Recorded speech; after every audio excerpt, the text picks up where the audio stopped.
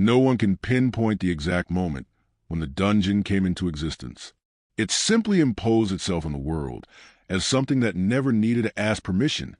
When the first stories emerged, they spoke of a bottomless pit, a hostile space that swallowed anyone who dared to enter. But these stories didn't explain everything. They never did, because the dungeon is not just dangerous. It is coherent. From the shallowest levels to the most unreachable depths, there's a silent logic at work, a progression, a rhythm, as if each step down were calculated to measure human limits with cruel precision. Too much strength attracts greater challenges. Too much fear invites death. Hesitation is punished without mercy. This raises a question that few dare to ask. Who defined these rules? If it were just a natural phenomenon, it would be chaotic. If it were just a mistake of the world, it would be unstable. But the dungeon persists. It regenerates. It adapts to those who challenge it. It learns from defeats. It adjusts its monsters.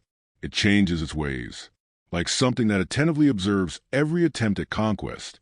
Some believe the dungeon is an inheritance, a vestige left by an era where gods and mortals still vie for control of the world.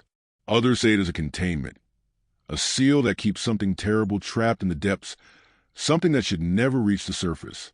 And they're the most unsettling, who claim that the dungeon is not holding anything. It is waiting. Each adventurer who descends carries ambition, despair, or hope, and the dungeon accepts them all without distinction, not because it is just, but because it is indifferent. It doesn't hate humans. It analyzes them. It tests how far they will go when survival conflicts with the desire to go further. And perhaps that is the most frightening thing. The dungeon rewards precisely those who risk too much. It fuels a cycle. It gives power, fame, and glory, as long as you keep descending, as long as you keep offering something in return. Blood, lost memories, companions.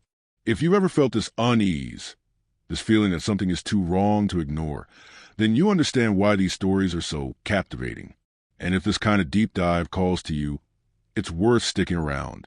Leave a like, subscribe, not as an empty gesture, but as a sign that you also want to go deeper. Because what comes next isn't superficial. It never is. In the end, perhaps the dungeon is a test left of the world, not to measure physical strength, but to answer a simple and cruel question. What do humans do when there are no limits? They descend. They always descend. And the deeper they go, the harder it becomes to distinguish whether they are exploring the dungeon or whether the dungeon is exploring them. Perhaps the origin of the dungeon isn't at the bottom. Perhaps it's in the reason why no one can stop going in. Because some doors don't exist to be closed. They exist to reveal who we are when there is no more light.